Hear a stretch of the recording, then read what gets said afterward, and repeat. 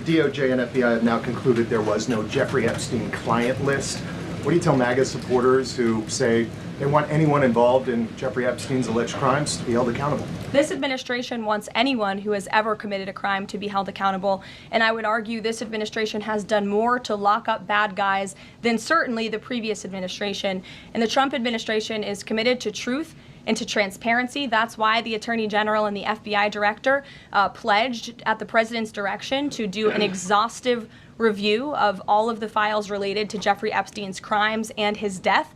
And they put out a memo in conclusion of that review. There was material they did not release because, frankly, it was incredibly graphic and it contained child pornography, which is not something that's appropriate for public consumption. But they committed to an exhaustive investigation. That's what they did, and they provided the results of that. That's transparency. Follow up on that, Sure. Karoline. Okay, so the FBI looks at the circumstances surrounding the death of Jeffrey Epstein. According to the report, this systematic review revealed no incriminating client list. So what happened to the Epstein client list that the Attorney General said she had on her desk? Well, I think if you go back and look at what the Attorney General said in that interview, which was on your network on Fox News. I've got the quote. Go ahead. John Roberts said, DOJ may be releasing the list of Jeffrey Epstein's clients. Will that really happen? And she said, it's sitting on my desk right now to review.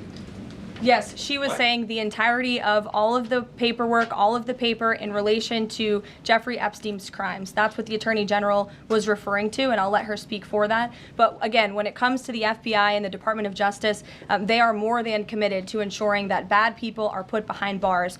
They have an operation going on right now called Summer Heat, which has our murder rate trending in the lowest direction in United States history. Their emphasis on violent crime and locking up violent criminals has led to the arrest of 14,000 violent criminals. That's a 62% increase from the same time period last year. So this Attorney General and the FBI Director are committed to putting bad people behind bars where they belong.